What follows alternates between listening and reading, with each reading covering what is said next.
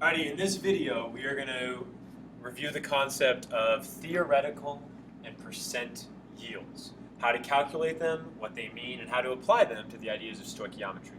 So, let's first review this example that we used earlier, our analogy for limiting reactants, where we said we're in a factory and we have 8 car bodies and we have 48 tires laying around. What is the maximum number of cars that I can produce with these given pieces of these tools? Well, since we only have 8 bodies, 8 car bodies, and it takes 4 tires per car, it's going to take a total of 32 tires to make these 8 bodies, and then I'm out of bodies. So the maximum number of cars I can make is 8, which makes the car bodies my limiting reactants and the tires my excess. Now, what we're saying here is if the factory was working perfectly smoothly and the employees put all the car bodies together perfectly and they put all the tires on perfectly, the maximum number of cars we could make would be 8. The maximum. This is also known as our theoretical yield. Your theoretical yield is the maximum amount of product that you can make, assuming the reaction goes to completion.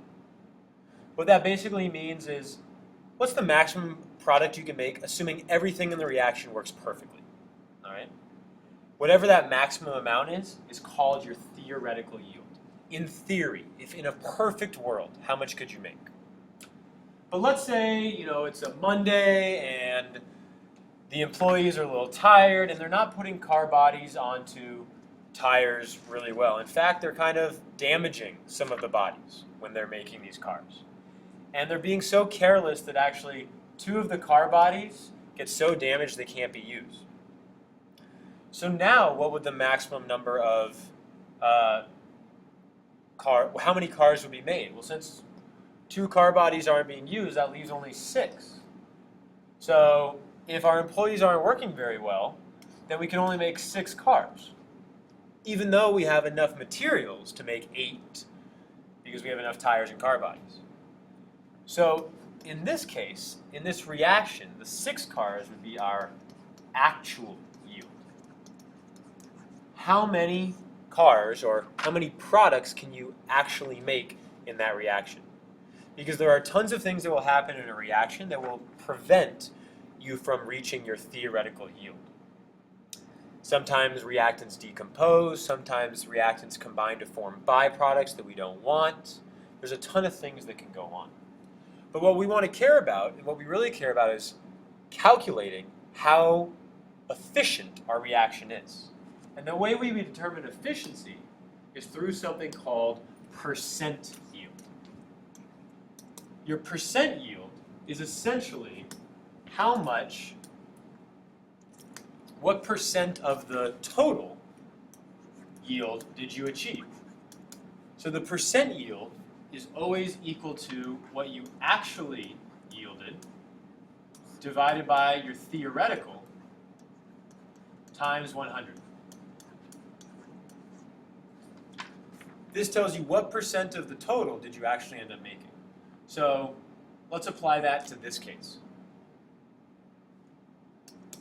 Well, in this case, what would our percent yield be? Well, we actually made 6 cars because our employees weren't working super well. But theoretically, we could have made 8, if everything was working perfectly. So 6 divided by 8 times 100 would give us 75%. So our overall efficiency, or our percent yield for this reaction, is 75%, which in a real chemistry lab is actually relatively high. It varies depending on the reaction, but 75% yield is pretty high. Now let's actually apply this idea of theoretical and percent yield to an actual chemistry problem. Just make a note, you need to know the vocabulary definition for actual yield, for theoretical yield, and you want to know this equation for calculating percent yield. So here's a real life example. Tylenol, otherwise known as, acetaminophen, that's the chemical name, is actually produced in a lab. It's not grown on a plant or anything. It actually must be produced by chemists. So here's the reaction. We take p-aminophenol, we react it with acetic anhydride, and that makes two products. It makes acetaminophen, which is Tylenol, and acetic acid as a byproduct. So let's say you're a chemist in a lab, and in this reaction you have 0.157 grams of p-acetaminophenol reacting with 0.486 grams of acetic anhydride. So this is 0.157, and this is 0.486. The product was purified and acetaminophen was extracted. So this is what we extracted. The actual mass, produced was 0.198 grams. Determine the theoretical yield and the percent yield of isopentyl acetate. Well, theoretical yield, that's the maximum we could produce. Okay? So we achieved the theoretical by doing a grams to grams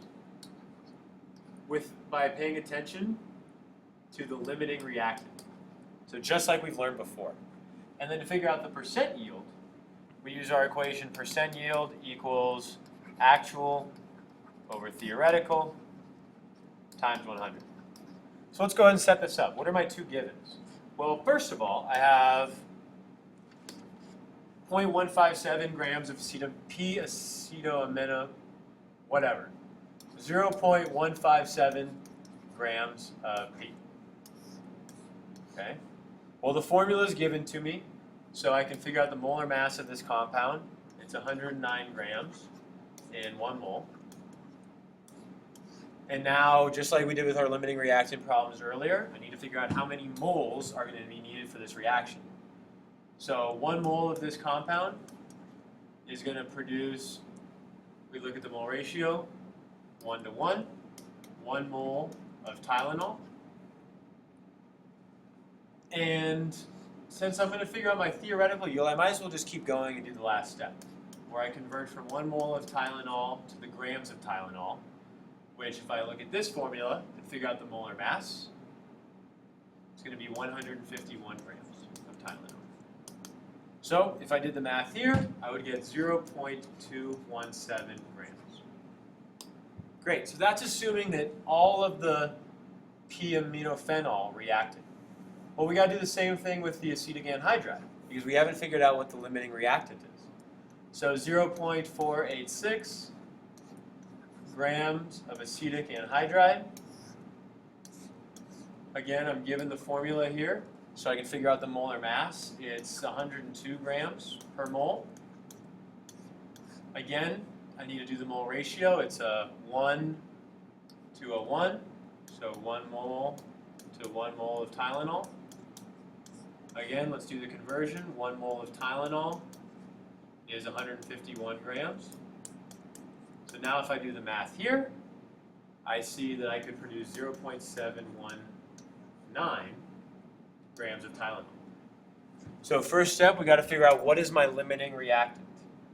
Well, since I'm only going to produce 0.217 grams of product, if all of the p-aminophenol reacts, I'm going to run out of it before I use up all of the acetic anhydride.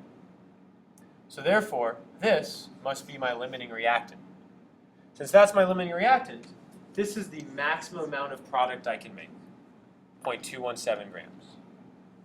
So since this is the maximum amount of product, this is equal to my theoretical yield. So assuming this reaction worked perfectly, assuming it went to completion, all the reactants, none of them decomposed, all of it was converted into products, I can make 0.217 grams. But we know that's not how much I made. I actually only made 0.198. So my goal now is to calculate the percent yield.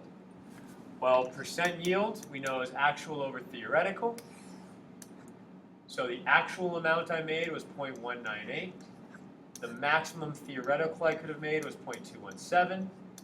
So I multiply that times 100, do the division, I would get 91.2%. So my percent yield for this reaction was 91%, which is pretty high.